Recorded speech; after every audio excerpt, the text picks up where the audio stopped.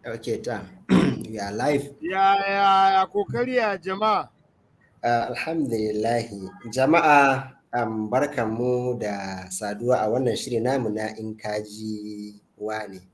Tuni bakonmu ya riga ya shigo studio, to so za mu fara shiri kai tsaye. Kafin nan, Dr. Murtala shi shirin in kaji wane an kirkire shi ne ba don komai ba, sai don a dinga tattaunawa da al'umma namiji ko mace wanda suka yi shuhura suka yi fice a ɓangarori na rayuwa daban-daban, daga jami'a, aiki ne, 'yan kasuwa, duka sojoji ana yin hira da su ne haka, ba don komai ba sai domin masu sauraronmu wanda mafi yawancinsu samari ne da 'yan mata masu tasowa su ɗauki darasi ɗaya ko biyu a cikin labarin rayuwar ku da Allah ya sa kuka sami nasibi a rayuwa.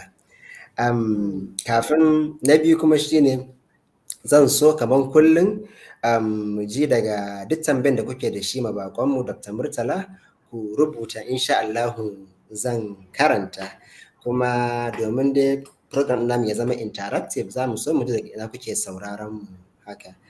Dakta, barka da zuwa shirin in kaji wane. Barka, Dr. Adamu. Sai da mutane za su yi hakuri da yanayin Hausan nawa, kai ma na ga naka Hausan ga yadda yake. Amma na ɗan fika kaɗan ne haka. Gaskiya ne wannan na yadda.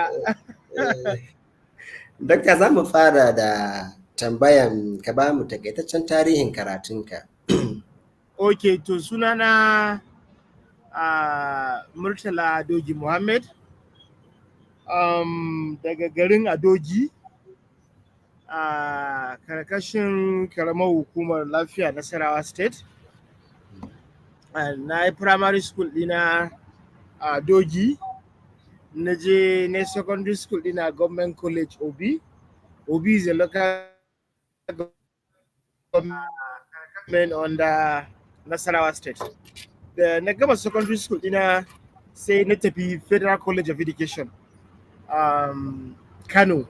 And one thing da na yi picking lesson a rayuwana, while growing up, ina girma ina tasowa, ina jin irin labaran da mutane suke bayarwa akan jam. Ni ban taba yin jam ba in my life. Ban taba trying jam ba.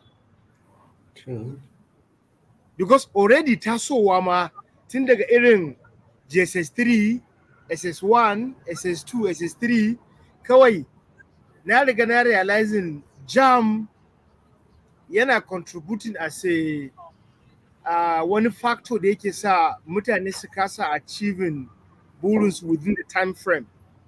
Kuma ni mutum ne mai yin abubuwa da time. Even while ina growing up, ina girma, ina tasowa, na san mahimmancin time in my life. So sai na ce ni akwai hanyoyi da yawa da muka bi za mu haɗu a kasuwa. The bottom line shine kawai mu haɗu a kasuwan. Amma akwai hanyoyin da in ka bi nan kai ni na bi nan duk za mu je mu haɗu a kasuwa. So akwai hanyoyin samun digiri da yawa. Ba sai na yi jam ba. Saboda haka ni right from day one na riga na ce ba na san ma duk wani abu jam ma ba na san shi. Saboda haka ina gama secondary school dina sai na tafi NCE. Saboda lokacin na da deficiency a mathematics kuma science student ne. Na je na NCE a Federal College of Education Kano. Ina gama NCE ina na enrolling to my through DE. Kaga ba sai na jam ba, sai na using direct entry form. Na shiga university. Na read biology, na karanta biology geography a NCE level. Na je ABU Zaria na degree dina biological science education. Ina gama biological science education kafin mu tafi NYSC. Sai na kafa NGO dina na farko a Kano, ana ce da suna Gender and Education Development Initiative, JD. Because before NYSC ma na fara planning cewa ni fa I want to be on my own. Amma NYSC da lokacin ma NYSC ina da plan da because ni na studying abu within my environment. Na ga yadda ma'aikatan gwamnati suna bala'in shan wahala. Duk wani da ke aiki da gwamnati sai wanda ya kai wani level da ya fara samun kuɗi na gwamnati. Amma a early career na mutum a gwamnati akwai a lot of wahala. Da har ga Allah ni na yi addu'a ba na son fasin turu wannan yanayin. So before NYC na je Ministry of Youth and Sport a Kano na ya register NGO dina. Gender and Education Development Initiative 2002. 2003. Na service 2004, 2005. Then na NYC na managing NGO dina from time to time. My NYC as a lecturer in FC Kano. So I still have the opportunity in what's abubuwa na community services. Na emerging as one of the best co-member a Kano. Shekarau ya bani award da television da agogo da wasu abubuwa 2003 as the best co-member. Shekarau ya ce ya bani aiki pensionable and permanent with Kano State Government. Na je zan karbi letter sai aka ce mun ai ni ba dan Kano bane. Kuma ko ya riga ya making din doka cewan duk wanda ba dan Kano bane ba za a bashi pensionable and permanent appointment ba a Kano. Sai da a bashi contract. Ni kuma na ce ba na ma son contract na ban musu aikin gaba daya. Da na koma aka bani shawara in koma da na koma sai wani staff ahead of service wai na rashin kunya saboda haka an tura ni teaching a wani secondary school a Kunci. Kuma yadda ka ji sunan local government din Kunci wuri ne wanda ake za tura ka wajen. So wai aka tura ni teaching a government secondary school sai na ce ni ba zan tafi Kunci ba. Na aje musu aikinsu sai dawo na ci gaba da managing NGO dina. So ina yin community service, ina dan yin abubuwa da other organization, ina zuwa British Council, su Abdulaziz da yake senior special assistant to Mr. President yanzu of print media. Tare muke haɗuwa a British Council lokacin. So British Council is one of abu da ba zan taɓa manta da shi ba in my life, and we have British Council in only 4 states in Nigeria. Port Harcourt, Lagos, Kano, Abuja. So a lot of yan Kano da kake gani sun ci gaba, su Jafar, su Abdulaziz da sauransu. British Council ya taimaka mana rayuwar mu. Because wuri ne wanda zaka tafi ka saya card every month. Wannan card din shine pass ɗinka na shiga cikin library. And British Council is a library. So you meet a lot of mutane, you know, you become challenged, we share opportunities, we learn how to write articles, we learn how to write essay, you know. We criticize each other, so it's a big platform da na samu na aiki. So ina British Council sai na ga wasu sun zo interview, sun ce interview din me ake a nan? Wai Chevening Scholarship. Sun ce me Chevening Scholarship? Wai wani scholarship ne sarauniyar Ingila take ba wa mutane, ana kashe miliyoyin naira zaka je karatu a Ingila da Wales da Scotland da me. Na ce wow. Me criteria din sai aka ce wanda yake da first class ko wanda ke da 2-1. I had a 2-1. Kuma my CGPA was 4.48. 4.48. Wow. Only 0.2. Kuma zamu first class. Dan ma na dan harkan Abuja, na harkan NANS. I was in 2002 Yola NANS convention, na je na yi takara a NANS. So dan harkan Abuja na NANS shi ya janye wannan 0.2 in baka ba my CGPA could have been first class instead of second class upper. So ana wannan sai na ga advert na lecturer a FC Technical Bichi, sai na apply for lecturing. So while I'm in FC Bichi, sai na apply for Chevening Scholarship. Ina samu sai na tafi Scotland, University of Aberdeen. Na je ne masters ina on ecology and environmental sustainability 2008-2009. Ina gama masters ina na dawo Nigeria. Ban ma tsaya yin convocation da ni ba. Mun gama masters September, za a yi convocation January. Sai na lissafa October, November, December, January, wata biyar.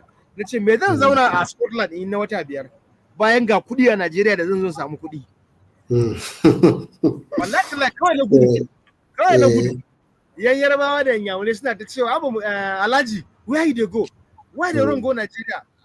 Sai na gaya musu, there's opportunity in Nigeria more than this London and cold sanyin da ke Scotland ko wallahi kawai musamman ma dai Aberdeen. yawa na ce musu ni dai kawai na gudu. So na dawo Nigeria, ina dawo na enrolling BUK because masters din da na yi a Aberdeen academic masters ne, MSc ne. So I need another professional masters. Sai na enrolling a BUK for MA development studies. Saboda in surviving a Nigeria. Because I come to realize that in kana son ka surviving a Nigeria, to do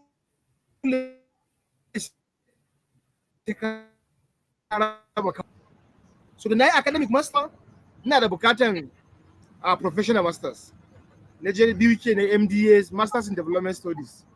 Ina gama na fara aiki da DFID as education advisor. Na zo na ban su na je na aiki da almakura, daga nan sai na enrolling. Ina komawa lafiya 2004 sai na enrolling for my PhD at University of Port Harcourt. Saboda from lafiya zaka je Makodi, from Makodi Abia, from Abia ka shiga ta Port Harcourt. A lokacin su kadai suke rural poverty related to climate change. Sai na je na PhD dina. So ina gama PhD, so between lokacin nake aiki da DFID na je na yi wani course a London School for Government. Sunan course in working with ministers.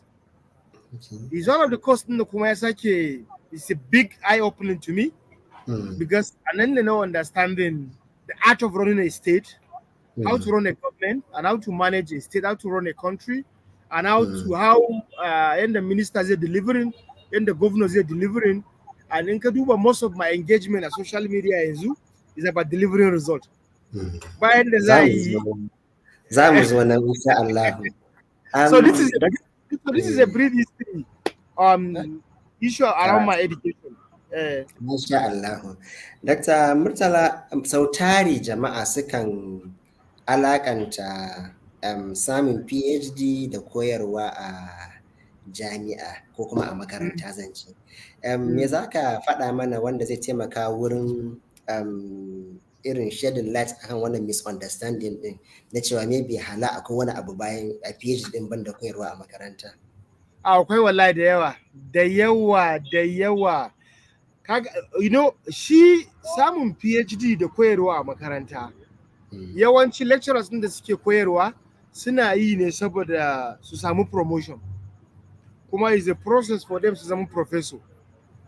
So it's a kind of a criteria that kafin ka zama professor sai kana da PhD, ka zo ka zama reader, associate prof, ka zama prof. Kuma akwai position din da maybe ba za ka zama HOD ba ko dean sai kana da PhD. To among the same thing applied to the development sector. Akwai a lot of positions in there. Koda consultancy ne World Bank za su baka, UNDP za su baka, da sauransu. Akwai da ake scoring. In ku mutane 10 kuka applying for consultancy yanzu a World Bank ko a UNDP. Sai aka ce, okay, I'm categorizing scoring into 30, 20, 20. Making 100%. Sai aka ce educational qualification, including PhD, 30 marks. More than 15 years experience. She ma another 30 marks. Relevant skills na aikin, 20 marks. Previous one ba aiki related to wannan aikin World Bank din, 20 marks. So in kai ka apply baka da PhD, maybe za ka samu 10 marks ne. Ni na apply da PhD zan iya samun 20 marks a wannan over 30 din na farko. So PhD ba lallai sai kana da alaka da classroom ba. Za ka iya yin PhD domin zai sa ka zama ahead of wasu mutane when it comes to consultancy, when it comes to even working with government.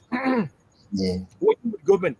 Yau in gwamna ɗinku na Bauchi ya ɗauke ka, ya baka special advisor. An zo ana meeting. In kai magana, dakta ne fa wannan. So that alone shows people that ka passing through one rigorous process na rayuwa before you end your PhD. Ba ma a ce ma a Najeriya shekara 6 na yi a University of Port Harcourt. 2014 to 2020 kafin na gama PhD ina. Shekara 6. So it's a long process na growing, na rigorous. So it's beyond classroom, most especially yanzu. A lot of international organizations, they even prefer somebody with PhD than somebody with 3 masters or working of experience, because they most specialists that do with data analysis and research, you know, and conceptualizing the idea and translating idea into results. It requires somebody that passed through the rigorous process of earning the PhD. Yanzu dai a shawarce masu sauraron mu za su iya ganewa cewa PhD ba wai ya tsaya ne zalla ga koyarwa a aji ba, yana da waɗansu Ina abubuwa. So wannan tunanin mutanen da ne. dama Wallahi ba amfanin nan. hira da irin kenan sai domin a ƙara wa mutane haske haka. Wallahi Yake ka faɗi wallahi abu guda biyu, shi misali development agencies da kuma aiki na NGO, to banda wannan kuma sai ta menene mutum zai iya cin abinci da PhD ba banda kuma koyarwa a jami'a. private sector. Okay. Yeah, private sector. Private sector ba wai irin su MTN ko Glo ko abin nan banki ba, a'a. Private sector, manya-manyan private sector irin su Price Water Cooper, wanda they are not an NGO, they are not a development partner, they are purely private. They deliver work for manyan organizations. Kuma again, if you want to even be a partner to manyan organization, if you are coming with a PhD, you stand a more chance to a kind of be respected in the system and also to add value to the system. And also, apart from NGO da sauransu, ko da a gwamnatance ne, mun kana da PhD ɗinka, I think in ba da governor da bai san me yake yi ba, ba zai dauke ka ya baka appointment ne zo yana mai da kai dan iska ba. Saboda duk wanda ya yi PhD ya mallaki hankalin kanshi kuma ya san me yake yi. Mun gode. Gashi bayan kayi NCE kuma ka zo kayi digiri a biology, amma kuma PhD ka kare shi a climate change. Wani ƙarin haske za ka yi ma masu sauraron mu ta wanda zai taimake su wajen shaping career choices ɗinsu, saboda wani yana ganin misali in yi education ko kuma yi wani course haka kamar gaba da duniya ta ƙare bayan da zai yi. Da kai kuma gashi you are able to actually daga education ka dawo ma climate change is the in thing now a duniya. Haka. Yau, wato akwai ina yawan karanta global report on emerging issues. Wani sa'i Saturday ko Sunday kawai na je na buga basketball da yara, na zo gida na ɗan karatu kawai, I will just Google what are the global emerging issues a duniya. Wani issues ne in the next 10 years ko in the next 20 years zai zama yana front burner na duniya gaba daya. So consistently ina dubawa sai na ga climate change. This is I'm telling you after my masters kenan 2009. Sai na ga climate change in the next 30 years to come zai zama number 1 global priority. So in mutum yana son ya surviving kuma ya zama yana da relevance within the system, to ya kasance yana yin abin da duniya ke tafiya da ita. So that is why a lokacin sai na yi consulting one of my mentor a British Council. Wani Dr. Ima ya ma bar Kano yanzu ya koma Lagos. Sai na ce mashi, my first degree is biological science education. My master's is ecology and environmental sustainability. And it's MSc. So while my degree is BSc ED, biological science education, BSc and ED, it's not purely education with some BSc aspect and ED. So say I name masters ecology and environmental sustainability, then you're in PhD on climate change. So the lessons learned here is that always ka kasance kana da wanda zaka yi consulting a rayuwa. Because imadin nan lokacin da muna haduwa da shi a British Council shi ya ban shawara. So yan bayan mu da suke tasowa su kasance suna da mutane da they can pick a phone and call. Allah ba ina neman shawara dan Allah. Na yi degree ina kaza. na yi masters a kaza ina so in PhD wani me kake gani ya kamata in PhD a kai. So a nan kuma in kana da irin wayannan mentors din za su baka options, su baka shawarwari da sauransu. Kaga kama akwai one of my mentee da ya gama BUK sai ya fita da first class a geography. Ya fita da first class a geography sai BUK suka ci za su retaining din shi. Sai Procter and Gamble suka zo BUK suna neman masu first class su yi aiki a Procter and Gamble. Shikenan sai ya yi exam din su sai ya ci. Suka invite din shi Lagos, ya hau jirgi ya tafi Lagos, suka aje shi a babban hotel mai tsada. Ya ji kawai rayuwar shi ma ta fara canza tun ba su ba shi aiki ba. Tun ma ba ba shi aiki ba ya fara gani kawai harkar nan na BUK fa ba za ta yiwu ba. Ya ci 5 star. BUK suka ba shi offer graduate assistant na jin salarin. It was 2009. Dab da kafin dawo daga Aberdeen ya kira ni yana neman shawara. BUK suka ba shi offer ina jin salarin din shi maybe kamar 120,000 ne ko 110,000 or maybe like 90,000 or 80,000. I could not remember, but it's around 90,000, 100,000, 110 as a graduate assistant lecturer at BUK. Procter and Gamble suka ba shi offer ya ga salarin shi wajen 350 zuwa 400. Ga wata shegiyar mota sabuwa fil Hyundai suka ba shi. Kuma sun ce after 2 years za su canja mishi mota. Ga wasu allowances. Sai ya kira ni yana neman shawara. Ya zauna a BUK as graduate assistant da salary 90,000 ko ya karbi offer na Procter and Gamble yana karban close to like 400,000. Ga katon mota an baci sabo, ga allowances. Sai na ce mishi kaga shawara guda biyu zan baka, ni ba zan zaba maka daya nan ba, kai zaka zabi daya wanda kake so. Na farko zaka iya zaman ka a BUK ka zama lecturer ɗinka. Mutanen gari suna kiranka professor, ana kiranka doctor.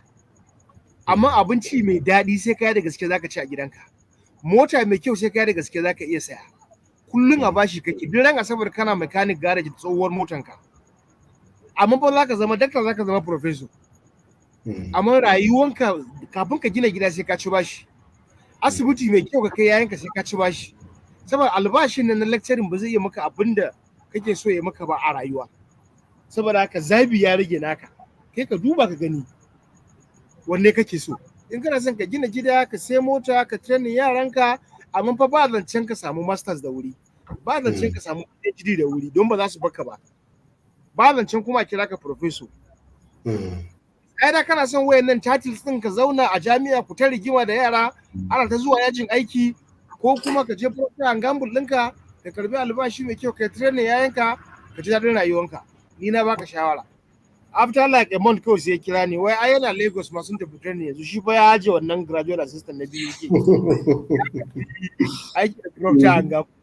So kaga this is a kind of while growing up in Nigeria at a very complicated country, yana da bukata a ce kana da mentor wanda zai dan guiding ɗinka, zai baka shawara kai while kuma kai you make the decision. Thank you. Kafin tambaye ka na gaba, ina son ka dan ƙara mana haske akan wannan da kace kana yawaita karanta akan global emerging issues haka mafi yawanci during weekend haka. Ko za ka dan faɗa wa masu sauraron mu irin maybe inda za su dinga duba wannan abubuwan domin su masu karanta? Akwai World Bank report. Okay. World Bank report. That is number one. Yes, akwai World Bank report on emerging issues. Kuma suna developing report every year. That is number one. Then number two, akwai Human Development Report na UNDP. Okay. Duk wani shekara UNDP suna fitar da report. Yeah. Akwai wani na Mackinson. Mackinson, yeah, akwai na Mackinson report also. Suma development report duk shekara. Yeah, ne spirit din Mackinson din ka san MC then S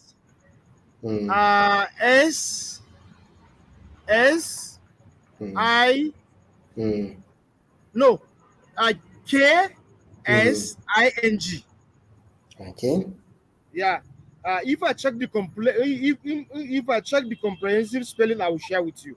Okay, thank you. Saboda kaga zai Yeah. dan So, sauƙaƙe musu. but yes, but the most important thing is the Human Development Report, the UNDP, the World Bank Report, on emerging then issues.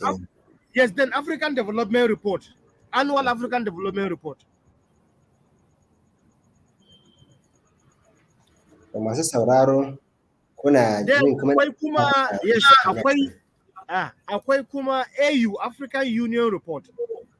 Kamar yanzu AU suna da agenda ɗinsu da muke kira Agenda 2063. They are saying that what African leaders want to achieve in 2063. So all these are reports in there. When you are googling them and downloading them, suna taimakawa. Kuma they are credible. They are credible because global world leaders, professors and doctors, academics actually assembling to develop this report. Thank you. Masu sauraro kun je ji ga ilimi kyauta, an ce ka lura da emerging issues, sannan kuma an taimake ka inda ma za ka je ka ga wannan emerging issues ɗin suke. Don haka kar ka tsaya don misali ka karanta education ko kuma social science ko wani abu da ka ce okay shikenan ba za ka iya yin wani abu, a'a za ka iya canza field daga field kaza zuwa field kaza. Raka daɗe ka fara ba da labarin ɗan kaɗan dai akan cewa na lokacin da ka ƙirƙiri NGO tun ma kafin ka tafi NYSC. Yau shekara kusan 20 kenan kana wannan terrain ɗin tsakanin NGO da member agencies and kaza haka. Yaya labarin journey ɗin yake? Yeah, it is a very complicated journey, and I'm happy da kai tambaya wannan question because akwai wani aboki na lokacin da ina aiki da DFID, Department for International Development na British Government, yanzu ya zama Foreign and Commonwealth Office for Development FCDO.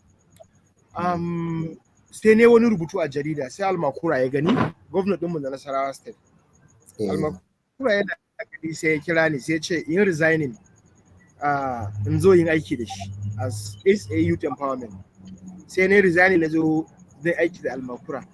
To, kafin resigning da Almakura sai na ce, ai, kafin mutum kafin in samu wanda zai replacing ina yana taking time, zai yi taking kamar wata 2 zuwa wata 3. Sai wani abokina ya ga na yi post na Facebook cewa na yi resigning a DFID. Wato one thing with me ko, duk wurin da na yi aiki guda 3 zuwa yanzu resigning nake. Saboda ina da wani abu na ɗaurawa da akwai wani abu da na tsara ma kaina. Every 5 years, duk shekara 5, ina son review journey ɗina in ga wai ina ma nake tuko. Wannan is my personal development plan na rayuwana. Duk shekara, every 5 years, so nake ga okay, daga yanzu zuwa shekara 5 nan, where is next for me? So, da na yi resigning sai ya ce min da Allah, an yi advert na aikin da na yi a DFID a Kano, yana son shi ma ya apply. In tura mishi link din. So, ana yin advert kwa sai na tura mishi link. Da na tura mishi link na aikin DFID, sai ya bude link din. It's about 11 pages, page 11. Page 11. So daga page na farko sai ya ce min shi ba bai san me zai rubuta ba.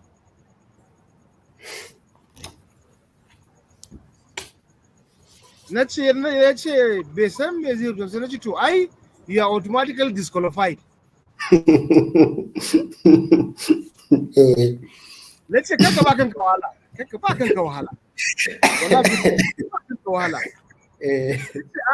Aka abun namu yake, ni ba zan iya recommend din shi ba, na ce wallahi yalla ba wannan ba gwamnati bane. Wannan ba gwamnati bane. Babu wani zancen maganar recommendation a nan. Recommendation ba zai yi ba. Saboda haka abu ne wanda yana requiring sai kana da experience.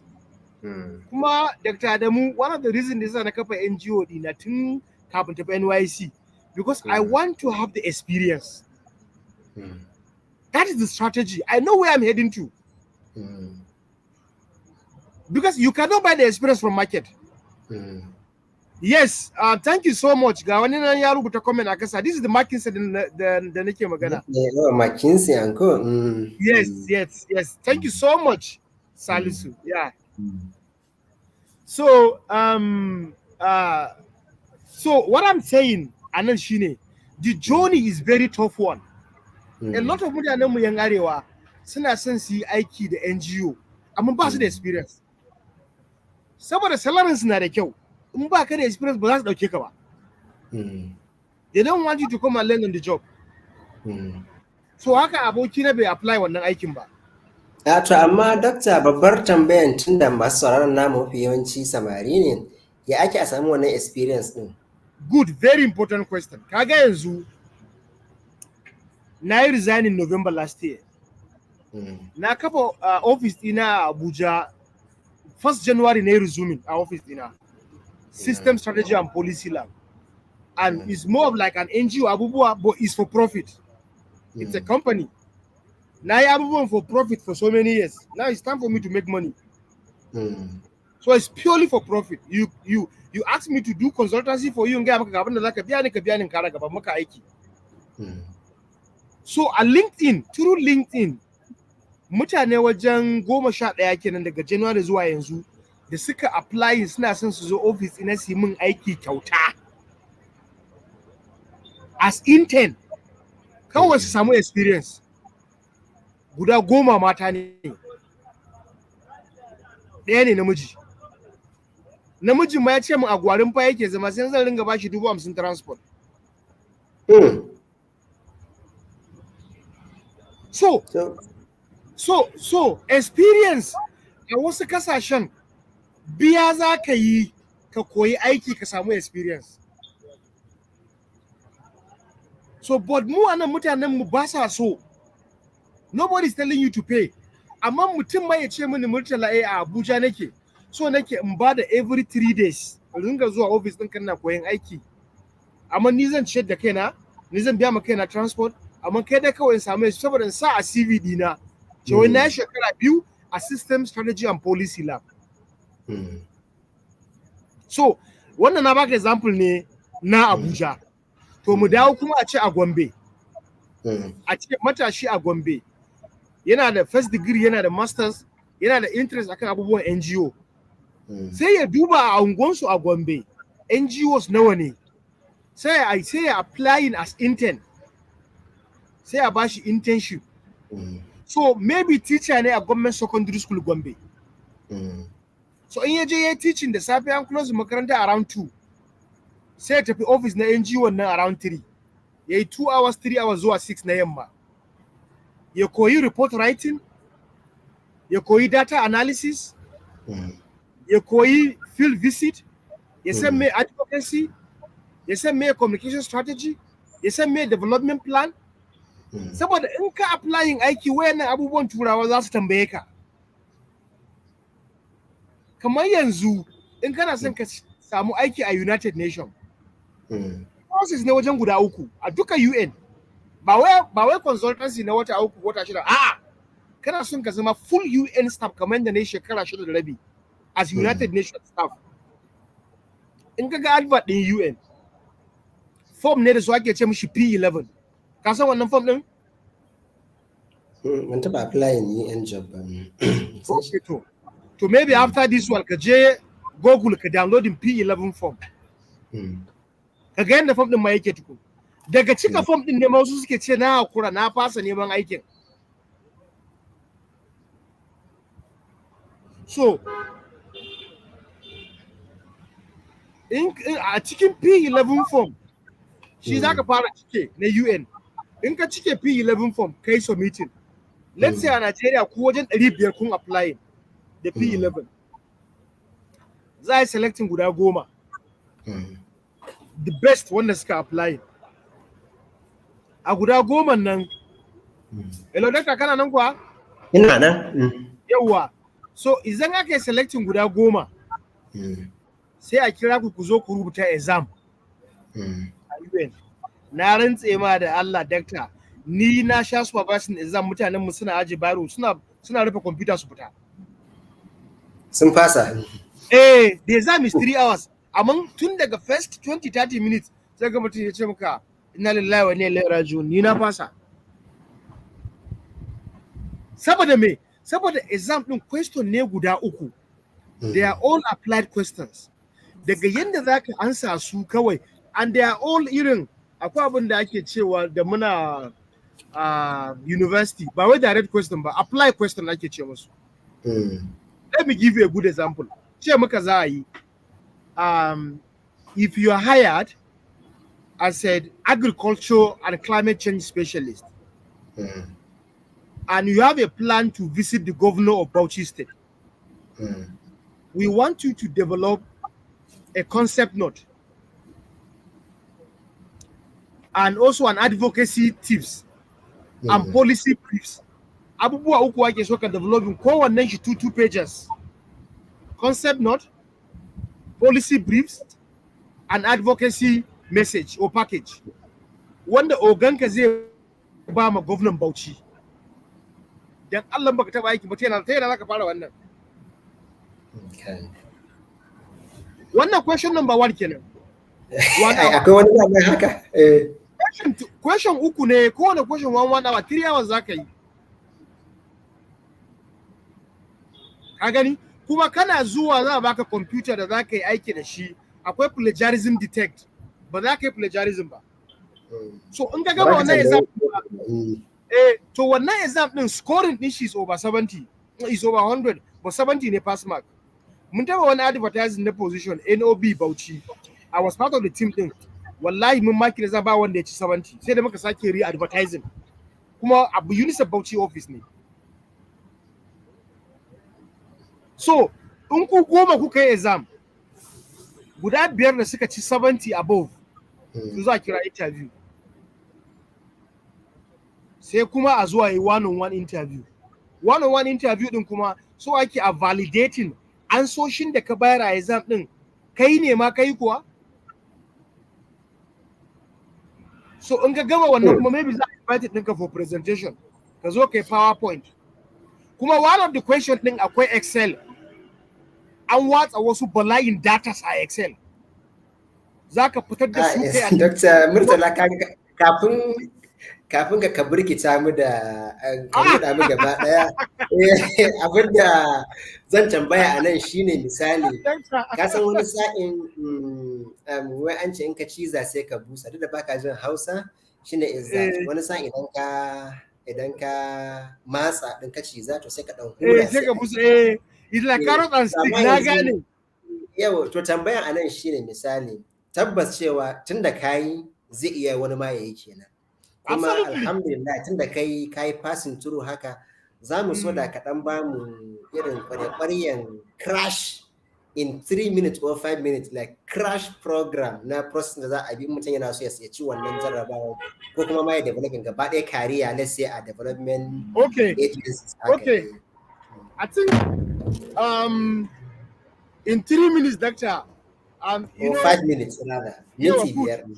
So crash din shine 1. Mutum ya defining me yake so ya zama rayuwa, kuma me yake so ya yi. Yeah. Defining rayuwanka. We have a lot of people that they have no idea what they want to be in life.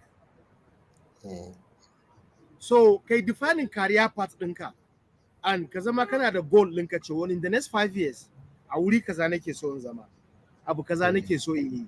Ka gane, that is number 1. Then number 2, identify mentors and leaders and influencers da za su guiding ɗinka, za su baka shawarwari, and they'll put you through. Then number 3, be willing to serve as a volunteer. Abun sacrifice ne. In a Kano kake, in a Kaduna kake, in a Jos kake, ko ma me kake so kai, ko ɗinki kake so ka zama, ko tela ne. Yanzu akwai tela a Kano, Wambal. Yana karɓar wajen 35,000 a ɗinki riga da wando kawai, 35,000. Nawa ne kuɗin yadin? Ka siyo yadin ka na 5,000 ko 10,000, abin kuɗin ɗinki 35,000. So in tela kake so ka zama, ka je shagon wambal ka ce ka zo ka zama volunteer. In harkar NGO kake so, nemi NGO ka ce ka zo ka zama volunteer, ka koyi aiki, kaskantar ka saukar da girman kanka, ka zama yaron gida, ka yi biyayya, a koya maka aiki, ka iya aikin, sai ka fita kai maka je ka nema. Then abu na hudu, ka kasance kana mutum ne mai son karance-karance na journals, na articles, na global report, na plans na duniya da strategy, so da ka zama up to date. Ko da yau an kira ka interview ko wani abu, you can make reference to so many development report da sauransu. Sai na biyar, ka kasance mutum ne mai hakuri. Saboda zaka apply zaka ga wulakanci, zaka ga kaman baka ma san me kake yi, but still wadin ka kasance mai hakuri kuma kana bin mutanen da suka iya, kana yawan karance ka je a koya maka, then kai ma zaka zama gwani, kamar yadda ake cewa idan ka ga gwani ba a banza ba. To in ka bi wayannan process guda biyar, kai ma zaka zama gwani insha Allah. Kuma I am so happy akwai yan arewa mu da yawa yanzu da suna tasowa, they are coming up. Kuma again, doctor, akwai wani platform din da a duk harkar social media, wallahi tallahi is the best for me. LinkedIn. Kaga LinkedIn? Bana wasa da LinkedIn. Na samu aiki a LinkedIn sun fi abin da sun fi. Ɗaukaka a kariya ɗina, LinkedIn ta yi min contributing. So no matter how, mutanenmu mu koma mu tafi LinkedIn, duk abin da kake yi, kai short video, kai hoto, ka rubuta report, kai posting, kana tallata kanka ne. Duk abin da kai, kaman kai yanzu dakta, kana zuwa gona, ina ganin ka kana sa mana hoton crate din kwai. Zaka iya ɗauki wannan hoton naka da abubuwan gonanka, kai short rubutu, kai posting a LinkedIn, ka fitar da mahimmancin agric, sai ka linkin din shi da climate smart agriculture. Kana sa wannan climate smart agriculture din nan, wani zai pick interest. Ya ce, oh, there is this guy from Bauchi that yana yawan posting on climate smart agriculture, and we have a workshop in Lagos. Mu invite din shi zuwa sharing experience din mu shi da mu. So because duk duniya yanzu ana neman a moving towards climate smart agriculture abubuwa. Ka ba kana linking abubuwan ka da shi, kuma kana sharing story, kuma kai ba wai ma theoretical ba, an ganka a gonan da kaji da kwai da komai. So people will pick more interest in you than kawai wanda turanci ya zo yana posting abu babu wani evidence. Bad result. Babu result. So this is in summary crash program din da mutanen mu duk wanda ke da interest za su iya yi, kuma su ma su yi nasara in Allah ya yarda. To masu saurare dai kun ji daga bakin wanda ya gani. Shi kullum ana faɗa haka, wance da na gaba ake gane zurfin ruwa. To hakan yakan shortening din kaga Hausa ma akwai wahala. Yakan shortening din process din haka. Tunda ya faɗa yayi, ba tsafi bane ba. Matukar ka putting required effort din, ka mai da hankali, insha Allah zaka je wannan wurin da ake so a. Ka fara bada labarin system strategy and policy lab da kai floating a farkon wannan shekaran. Ina tambaya guda biyu. What informed this decision? Sannan kuma what are the opportunities? Yes, what informed the decision is that na yi shekara wajen 20 na development sector. Na yi aiki da gwamnoni 22 a Nigeria in 17 states. Gwamnoni 22 na aiki closely with them. Na aiki da ministers wajen guda 7 na education, very close with them. Sai na noticing akwai gap. So while I'm working with governors, with ministers, with top government officials, sai na noticing akwai gap, huge gap. Because zan zo samu governor, for instance, mu yi magana da shi, mu yi dina mu ci abinci, san ce, Your Excellency, ya kamata ce kai developing a long-term plan na state ɗinka. Looking at your state, you need to have like a 10 years development plan. Sai ce, Murtala, ka samu wanda za su yi mun. Ka gane? Sai na ce, to ashe akwai window, ashe akwai wani market da ba mu exploring ba. while I'm working with the UN, ne mai governor magana yayi kaza, sai ce ya kamata yayi kaza. Akwai wani governor da ya zo za su tafi United Nations General Assembly a wajen 2017 ko 2018. Sai ya ce zai wa shugaban kasa rakiya zuwa New York. Da Allah me nake gani ya kamata shi ya using ya tallata development da investment da tourism a state din shi. Sai ya ce ya kamata ya developing like what you call a briefs and how he was able to transform some of his policy into result, like 5 pages, the pictures, the infographics, the data, the komai. In ya tafi duk turawan da shugaban kasa ya gama meeting da su, shi sai ya sharing wayannan abubuwan da su. Sai gwamnati ya ce da Allah in developing mushi. Sai ya ce I need the UN, the United Nations nake aiki. Nake to samu mushi consultant da zai mashi, shi zai biya. So sai na fi kara ganin cewa to why not ni tun da mutanen suna son musu wayannan abubuwan? Why not ni lokaci ya kawo da zan resigning in kafa kamfani na? Ni in fara provide din su da wannan service din suna biya na. Kaga yanzu ina Kano. Yau mun workshop da Commissioner of Education, Hajiya Hadiza Yaraduwa na Katsina. Sun bani aiki a farko around February. Ina developing musu Katsina State Education Performance Sector Review report from 2018 to 2022. Ina assessing in me suka achieving and what are the gaps. And yau da na musu presentation sai muka realizing cewa from 2018 to 2022 sun samu decline na 1,000 quality teachers. They have 21,000 teachers there in 2018. By 2022, teachers also were reducing to 20,000. Ina teachers dubu daya suka tafi. Sun joinin road safety, sun joinin police, sun joinin civil defense, sun gudu. So that this is what informed me. Ina gama convocation na PhD da dama abin da nake jira kenan. In sa wannan hulan naku a ce ni ma ne, in sa wannan gown din a yi convocation da ni, a kuma wannan abin nan da ake sa certificate a ciki, aka ba ni button ne komai da certificate a ciki, aka ba ni komai na ce Patakul muka yi convocation na hoto na video na ji daɗi. November muka yi. Wallahi dakta ina dawowa daga Patakul na zo na yi sallah raka'a 2. Na gode wa Allah. Cikin dare na tashi ne typing resignation letter dina. Ina zuwa office ran Monday, min convocation Saturday, Sunday na dawo a Abuja. Sunday na rubuta resignation letter. Monday ina zuwa office na ba wa gammu. Yan office din mu gaba daya suka taru sun mai da ni mahaukaci. United Nations din da kowa yana son shiga kai zaka resigning kuma contract din na bai ba expire ba sai 2023. Kuma 2023 an riga an sa ne at least zamu extend to 2028. Because a fixed term nake. Aikin UN kala uku ne, akwai TA, temporary appointment, akwai fixed term, then akwai permanent staff. To duk wanda ke shekara 10 ka wuce 10 za mu yi da kai permanent staff. To ne a fixed term nake.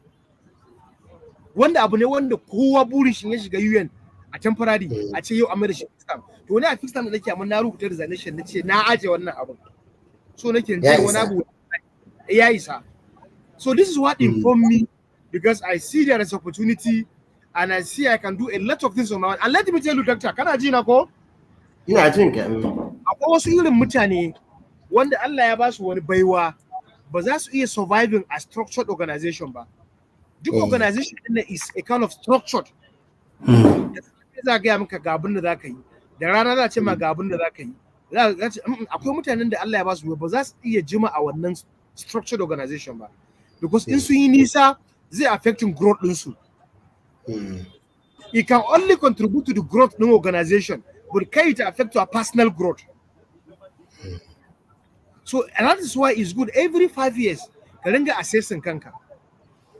Yau kana aiki maybe as an expert in World Bank. After 5 years, ka assess kanka wai me nake so in the next 5 years kuma na zamani. Maybe you want to go into government. One of my dream, the na applying for Chevening scholarship. Akwai wani question din da ake wa mutane a Chevening scholarship da suke yawan faduwa. The question is, where do you see yourself in the next 5 years? That question carry the highest mark a traveling scholarship. In za ka rubuta essay din, is carry the highest mark. A interview carry the highest mark. And me, during traveling scholarship, na answer tambaya na ce, I want to see myself among some of the top government officials influencing policy and decision at presidency na Nigeria. That is my overall goal. Kuma wallahi, Dr. Alhamdulillah, in da rai da lafiya, I see myself being in the villa. In ba yanzu ba, nan da wasu shekaru masu zuwa. In ba as a staff ba, maybe as a consultant. And already mun fara. Ana kai hanya. You know, so you should be ambitious. Because I come to realize that abubuwa da yawa na faruwa a Nigeria. Let me give another example. In the Kingdom of Saudi Arabia, suna da wani office ana ce mishi decision center, policy decision unit a Saudi Arabia. Experts suka tara kusan 30 zuwa 50. Duk wani policy kafin government na Saudi su announce din shi, sai wayannan guys din sun digesting din shi, sun review din shi, sun kaca-kaca da wannan policy din. Sun ga me implication on the short term, me implication on the long term. Kafin su dish it din shi out to the government of Nigeria, to the government of Saudi Arabia. Ba mu da wannan a Nigeria. Shugaban kasa zai tashi kawai cikin dare ya ce ya kawo policy na kaza da kaza da kaza. So I see in the near future time zai zo dole za mu fara wayannan tunanin. Then I see myself among some of the emerging leaders in Nigeria da za mu kasance a wannan level din da kafin a yi policy a Nigeria sai mun zauna mun tattauna mun ga me mahimmancin wannan policy din. A daidai wannan gaban haka kana tsammantan a ce wata rana shi SSPL zai dawo kamar wani think tank ne ko kuma yanzu ma already think tank? Okay, think tank ne already. Think tank ne now. Yeah, it's a private-led think tank. System Strategy and Policy Lab is a private-led think tank and it's purely for profit. A dama na faɗa ne domin so da yanzu this night zan shirya application ɗina, akwai kuma aboki na Anas, na gan shi yana sauraron mu haka, shi ma IT expert yana nan page shi akan UK, a nan UK, kaga shi kenan sai a shirya, sai ya zama akwai like diversity da kuma za a kawo dynamics a abu haka. Fantastic. Wallahi, we are open to all of you. We are open. Dr. Bugo da kwarai da gaske, wannan lokaci ya fara hararan mu na da minti 9, amma akwai sauran tambayoyin nake da shi nake so na yi maka. Wayannan yaran da sun ce suna da tambaya. La subhanallahi, na mamanta da tambayan su haka, bar na kuma musu alƙawari zan karanta musu tambayan su haka, bar da ɗauko tambayan su haka. Amma kafin nan, Dr. wani takardu ne suke shaping din rayuwanka? Irin like wanda suka yi akwai akwai most especially in terms of abubuwan development,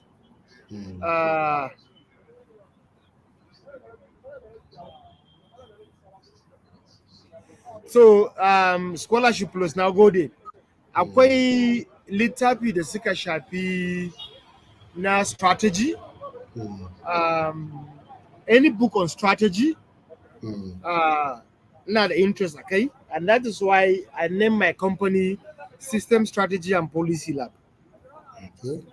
Yeah, then the current one in the shaping in thinking in completely recently, and it's an rubuta littafi na. I'm hoping to launch my book maybe by December or early next year, and the title of the book is Disruptive Governance: Tips, Tools, and Tactics. Disruptive Governance. So akwai littafin da Michael Baba ya rubuta. Michael Baba, that is the name. Ya rubuta, and littafin ana ce mishi the how to run a state. Okay.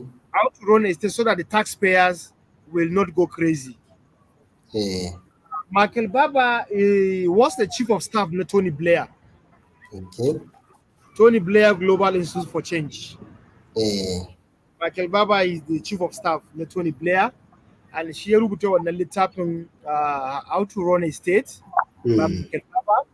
So it's about delivering results and also how government should run and make sure the poor people are lifted out of poverty.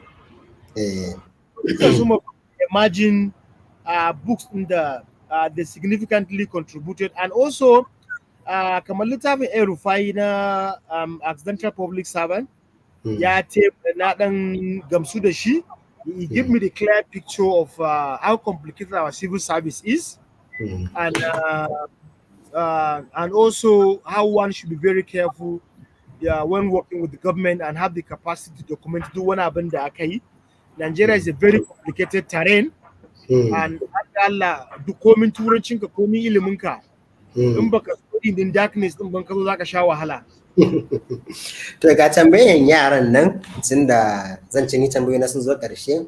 Wai ya aka yi ka zama versatile a different fields haka? In ji yaran? In ji yaran.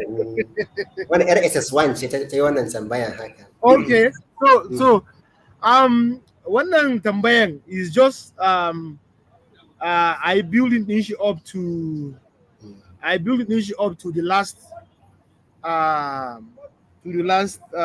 question da kai akan maganan karance wato ina da interest akan in ga abubuwa na faruwa kuma mutane su kira ni su tambayi shawara na su ce akwai lokacin da aka cire subsidy ana cire subsidy sai AIT suka neme ni su hira da ni suna tambaya na me shawara na, so ina da saurin karance na abu. Yau in wani abu ya faru a Najeriya, I will spend the next 2-3 days na karance abubuwa a kai. So that will give me an insight to have an understanding na irin wayannan abubuwan, and I try to be a little bit different in sharing my thoughts and in sharing my knowledge. I try to do more of comparison. Akwai wani post din da na yi just few days ago that somebody babba ne a gwamnati ya kira ni ya ce to Murtala me shawaranka. The example da na bayar shine na ce India study China. China study US. China study America. China study America. India study China. Rwanda are studying Dubai, not the Arab Emirates. Which country is Nigeria studying? Ya karanta ni man. Yawa. So which country are we benchmarking? So we are not benchmarking anybody. We are not benchmarking on anything. Because at least we are looking up to Rwanda, or maybe United Arab Emirates, or China, or America, or somewhere.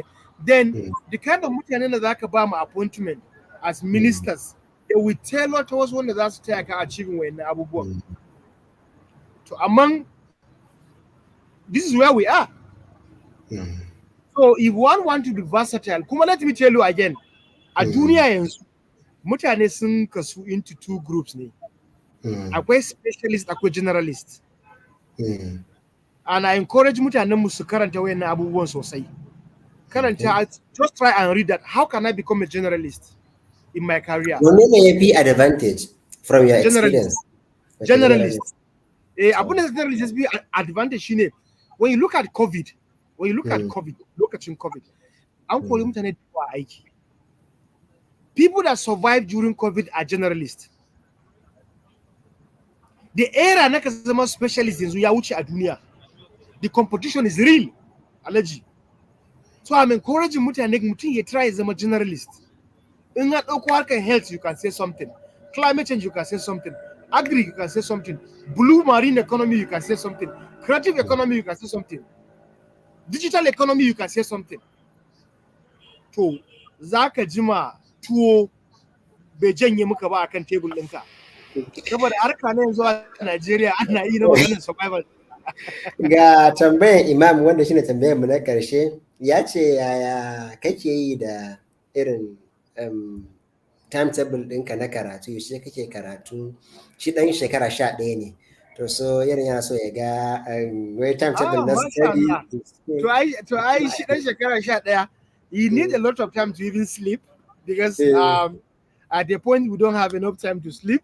Mm. So what I normally do is that I Tunda akwai plan. imtisal ai to kaga zaka iya misali inda kake ma imtisal haka sai ya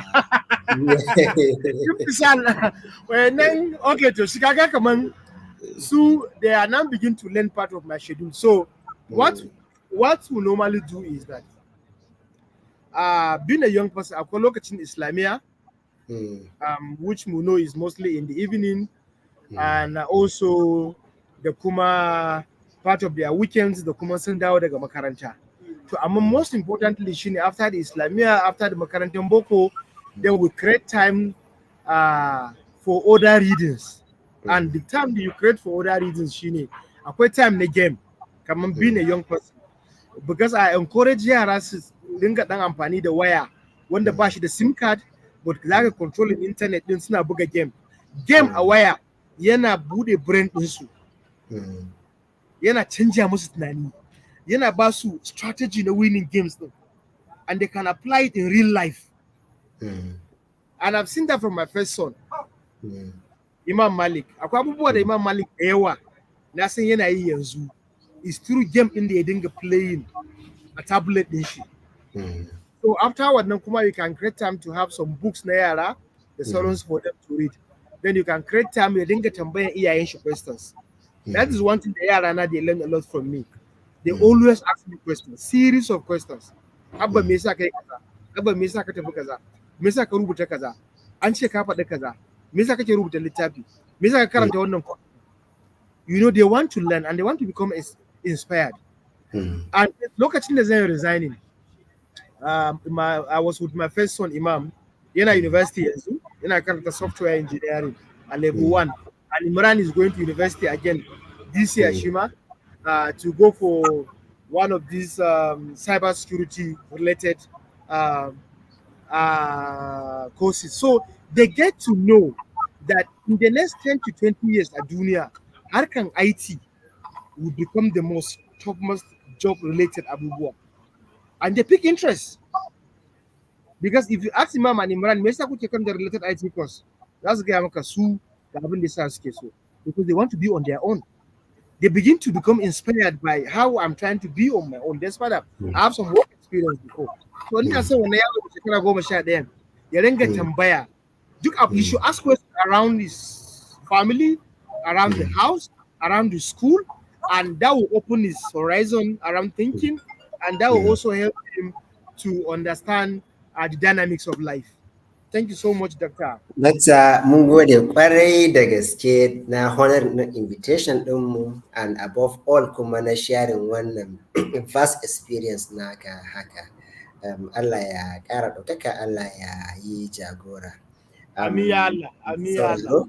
A nan za mu tsaya, sai in Allah ya kai mu nan da sati biyu za mu zo muku da wani bakon ko wata bakuwar daban wanda za mu tattauna akan irin abin da aka tattauna da Dr. Murtala Adogi. Dokta, Allah ya saka. Na gode.